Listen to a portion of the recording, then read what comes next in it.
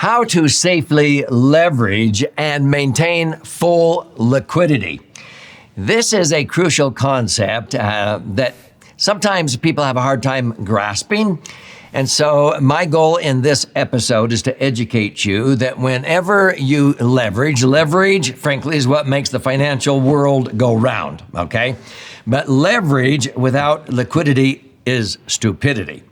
And I'm going to show you how you can maintain full liquidity and use the third marvel or miracle, safe positive leverage, to catapult yourself into mega wealth. So I'm Doug Andrew. I've been a financial strategist and a retirement planning specialist now for 5 decades, helping thousands of Americans optimize their assets, minimize taxes, and empower what I call their authentic wealth. Now, one of my favorite financial vehicles, without question, is a properly structured, max-funded, indexed universal life. If it's structured correctly and funded properly, I've been able to average about 11.17%, retroactive back to 1980, gross rate of return on my cash in those contracts. And I'm able to net over 10%. By rebalancing. Now, I'm talking about once you fund it in accordance with IRS guidelines under 3 tax citations I teach on this channel, TEFRA, DEFRA, and TAMRA, and you take the least amount of insurance you can get away with and put in the most money the IRS allows as fast as they allow, it turns into a tax-free cash cow. And retroactive back to day one, 20 years in, 30 years in, my clients, by rebalancing, if they earn 11, they can net 10. If they earn 9, they can net 8. We've had clients earn 14 and net 13. So when I say net, I'm talking about only 1% of their interest that they have been earning, retroactive back to the first dollar, the first day. Only about 1% of the gross rate of return has gone out in costs for the insurance that the IRS said had to be there in order for it to be tax-free. So when I say I earn 11 and net 10, 10% cash on cash, meaning your money will double every 7.2 years, rule of 72. It means every $1 million you accumulate can generate $100,000 a year of tax-free income without depleting principal, based upon typical average rates of return. But you need to also be very cognizant of sequence of returns too. That is another concept that we explain on this channel. But let's get back to this third marvel of wealth accumulation, and that's safe positive leverage. So there are 3 marvels or miracles of wealth accumulation. The first is compound interest. And it's amazing how many people, even CPAs and tax attorneys, do not understand it, even though they think they do. What I'll normally do with them is I'll have them take out an 8.5 by 11 sheet of paper, and I'll have them fold it in half. So I've got a sheet of paper here, and I'll usually have them do that with copy paper. And I'll have them fold it in half and then fold it in half again.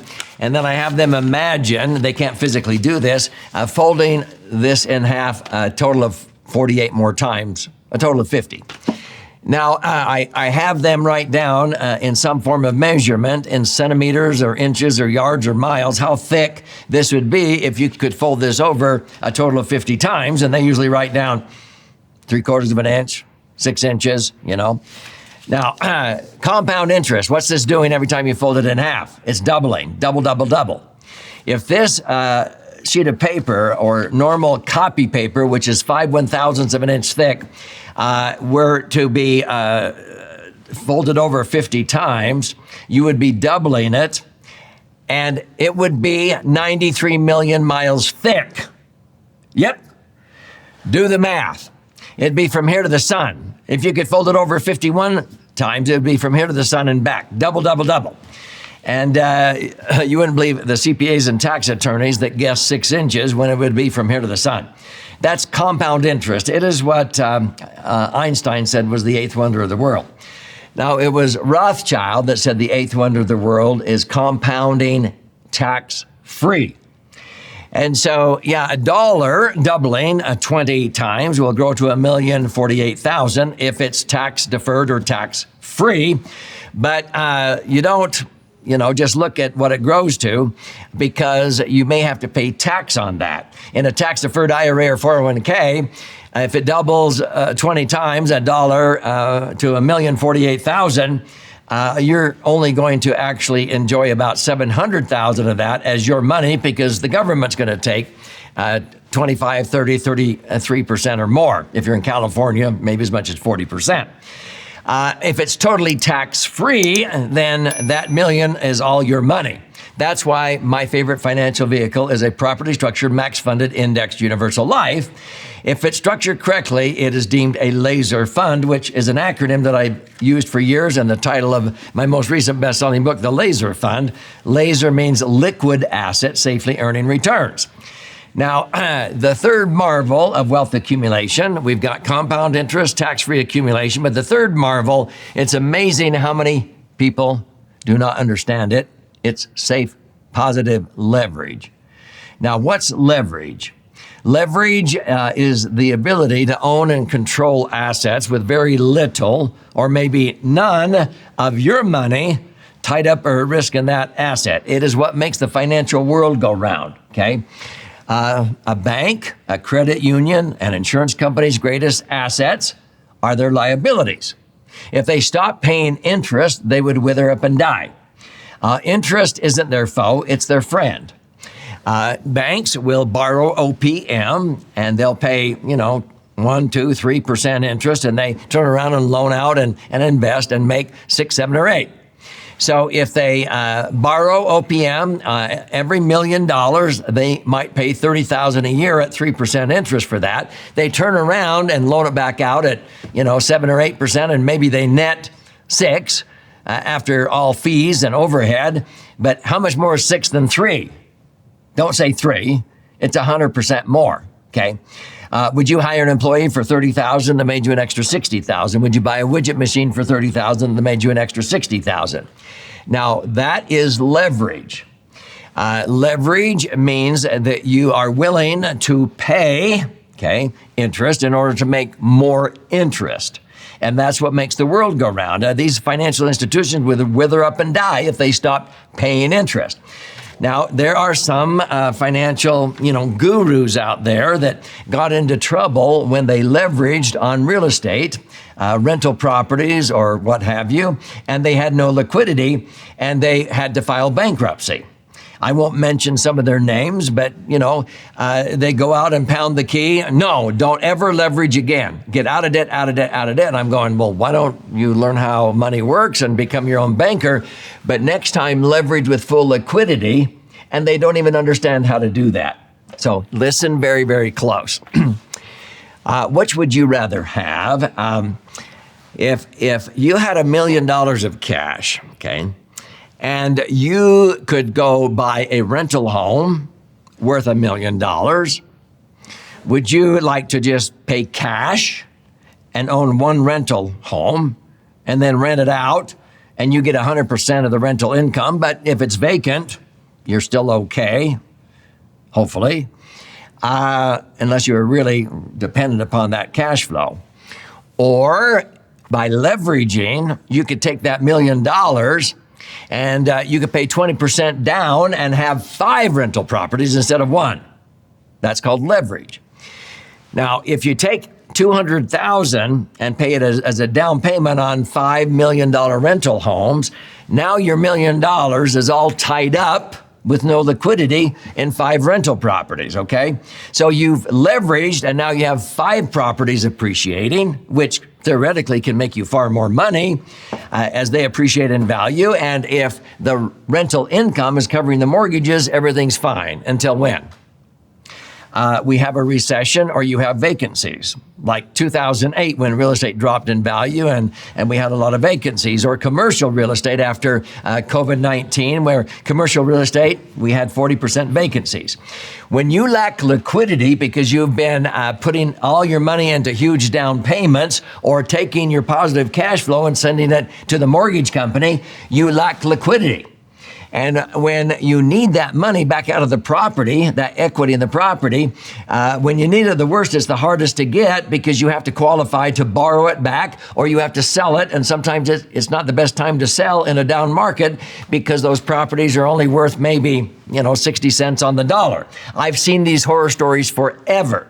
I have never had that problem. Why? Because I maintain full liquidity. So I would rather keep my $1 million totally liquid and safe. Where do I put it? In a properly structured, max-funded, indexed universal life because I'm earning, based on 50 years of actual historical performance, averages a little over 11%, and the net internal rate of return is a little over 10%. I'm averaging 10%. That $1 million can keep growing and double at 10% every 7.2 years. That $1 million can generate $100,000 a year of tax-free growth or income if I need to peel off some money to make the mortgage payment. So stay with me here. What I do is if I have $1 million of cash, I go out and I finance 5 rental properties, 80% loan to value, okay? But I don't pay out of my pocket $200,000, the 20% down payment that's traditional for commercial loans. I don't tie that up. I have no liquidity, nor have I ever paid cash for a property. I keep my cash safe in IUL, earning a rate of return greater than the cost of the mortgage. Most mortgages, especially on rental properties, I have borrowed at 4.5% with my credit. In a 33% bracket, it's only a net cost of 3%. Hello? Every $1 million, I'm only paying $30,000 a year out of my pocket in interest because I can tax deduct it. Even if I borrow at 6%, if it's tax deductible on my Schedule E or my LLCs that I own these rental properties in, if I borrow at 6, it's a net cost of 4 in a 33% bracket. If I'm paying a net cost of 4 on every $1 million of real estate mortgages, that's $40,000 a year. But on my IUL, I'm earning 8 to 10. How much more is 8 than 4?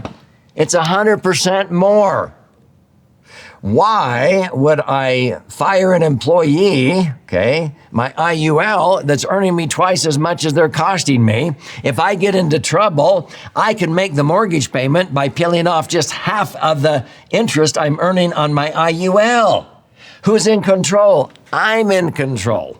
If my money's tied up in the property and I'm leveraged with no liquidity, I'm out of control. The only way I can get that money is by selling it or trying to qualify to borrow it back. And when you need it the worst, it's the hardest to get. So let me make sure you understand. Where do I get the last 20%? Well, if you have good credit, I borrow 80% loan to value. I may pay a little bit higher interest rate, but it's usually still, it's tax deductible. If I can't borrow at 6, I maybe borrow at 8 or 9. But if I borrow at 9% tax deductible as a net cost of 6, and I'm earning 9, 50% more. I'm earning 10. I'm always earning more than the cost of the funds. But I have 100% liquidity of my $1 million. So I would again ask, what would you rather have? Your $1 million tied up in 5 rentals, leveraged to the hilt with no liquidity. So when things get rough, you don't have any cash and you've been sending extra principal payments, or would you rather take those extra principal payments and have your $1 million over here so that if push comes to shove, you can access that money maybe with an electronic funds transfer or phone call? That's what I mean by leverage makes the world go round. This is what banks and credit unions do in order to make millions and billions and even trillions. If you want to become a mega millionaire, you need to understand how to leverage, but I would recommend leveraging with full liquidity. And I recommend the best place to maintain liquidity and earn a rate of return greater than the cost of the funds is in a max-funded indexed universal life. If it's structured correctly and funded properly, it is deemed a L.A.S.E.R fund, okay? So this is the title of my most recent book that's been flying off of our warehouse shelves. You can get this 300-page book on Amazon for $20 up to $60. If you do, thank you, but I'll gift you a copy free. Just simply go to laserfund.com or click on the link below. You contribute a nominal amount towards the shipping and handling, and I'll cover the rest of that. But it's actually 2 books in one. This side is 200 pages, 14 chapters with all the charts and graphs and explanations if you're a left brain learner. If you're a right brain learner, you learn more by stories and examples. You flip it over to this one. This has 12 chapters with 62 actual client stories. And if you read it very close, you'll see stories of people who leverage in order to become mega wealthy, but they maintain full liquidity, okay? And so if you want to use your whole brain, you can read both of these books. There's also other episodes on my channel. Here's the recommended ones that you can watch. But hopefully you're seeing some opportunities that maybe you didn't know existed before. And I would recommend that if you're going to use the third marvel of wealth accumulation, safe, positive leverage, that you absolutely maintain full liquidity when doing it, because we have a lot of uncertainties out there. And when those happen, pandemics, recessions, crashes, you want to be prepared to be able to keep your properties, make the payments by only having to peel off a portion of the interest you're earning instead of having all your money tied up with no liquidity. So here's to you and your brighter future.